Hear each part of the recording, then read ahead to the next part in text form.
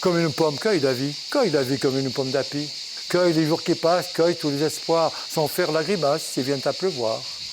Tandis qu'il fait bien chaud dehors et que les cigales chantent en continu cet après-midi, les vacanciers de la Sauvageonne à Aix-en-Provence se laissent porter par la mélodie des vers. Fais un bouquet contre le cafard, bouquet de joie pour t'éclairer dans le noir, bouquet d'amour, de rêve. Un véritable plaisir pour Maude, venue de Marseille pour quelques jours. Je suis contente d'être venue parce que ça m'a rappelé mon enfance, ma jeunesse et ça m'a fait beaucoup voyager.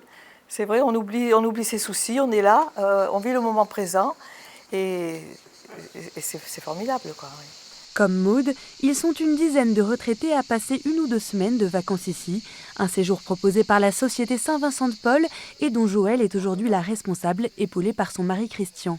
Ça a commencé en 1960. Il y avait une dame qui s'appelle Madame Marie de Puymorens. Cette dame avait décidé de faire don de cette bastide et d'une partie du terrain à une association caritative qui ferait quelque chose envers les seniors. Donc l'objectif de l'accueil, c'est d'essayer d'accueillir les plus démunis ou les plus isolés. Et nous pratiquons des prix le plus bas possible, de façon à ce que le maximum de personnes puissent profiter de ce lieu. Pour ces seniors venus de Marseille, de Monaco, de Saint-Étienne ou même encore de Vannes, ce séjour est l'occasion de sortir d'un quotidien parfois morose tout en se reposant. Parce que Monaco et tout l'environ, pas assez d'espace, pas assez... C'est pas pareil, on a besoin de la campagne. Pour nous, c'est important. Pour moi. Mon mari est décédé au mois de février et de me retrouver avec ici, ça m'a fait beaucoup de bien. Ça change beaucoup de nos habitudes, voilà. C'est ça qui est important. On quitte le fauteuil télé. Sortir du quotidien, c'est bien sûr l'occasion de rompre la solitude, une solitude qui peut s'accroître l'été quand les enfants partent en vacances. L'association s'efforce de répondre à ce besoin de lien social et même fraternel, comme l'explique Joëlle.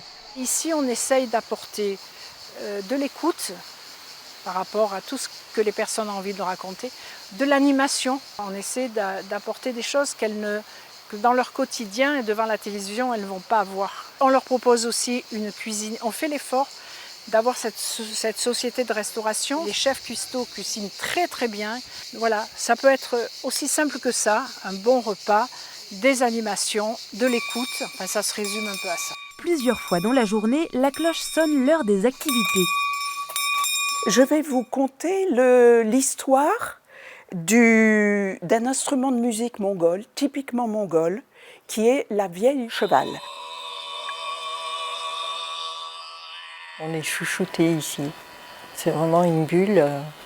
On nous programme des activités, on ne s'ennuie pas.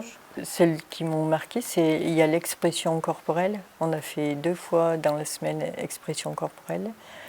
On a fait une activité manuelle avec des créations de pompons sur une branche, apprentissage du macramé. Pour moi, c'est une première, des vacances comme ça. Et comment ne pas passer un séjour en Provence sans jouer à la pétanque ? Régulièrement, les vacanciers peuvent s'entraîner pour le grand concours proposé à la fin du séjour. Notre championne, elle gagne, c'est elle. Oui, c'est vrai. Si, c'est vrai, je vous assure, l'année dernière, c'est elle qui raflait tout. 1, 2, 3. Mais oui, faut que le bouchon là.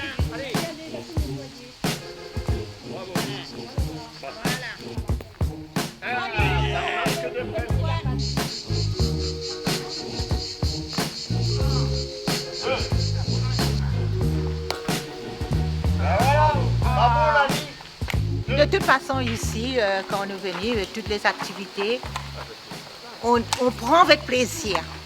Voilà. Le cœur est trop petit pour s'exprimer. Hein. Ouais. Pour accompagner les vacanciers, plusieurs bénévoles proposent leur service, comme Yves, qui anime aujourd'hui le temps de prière à la chapelle pour ceux qui le veulent. De grâce, celui-là me rend gloire. J'ai commencé il y a 2 ans, étant veuf, tout seul maintenant. J'ai décidé de continuer à faire du bénévolat. Je ne pouvais pas rester sans rien faire. Dans ma bibliothèque, en fumant ma pipe, en faisant mon petit frishti. Des numéros de téléphone échangés, de la joie, une impression de famille, c'est ce qui ressort de tous ces moments passés à la Sauvageonne et dont chacun repartira ressourcé. Je trouve qu'ils se parlent plus facilement. On passe bien là notre vacances. On est bien accueillis. Le Seigneur est en train de changer mon deuil en allégresse. Voilà, comme on dit dans la Bible, voilà, il change mon deuil en allégresse parce que je vois vraiment des portes s'ouvrir et ça me fait beaucoup de bien.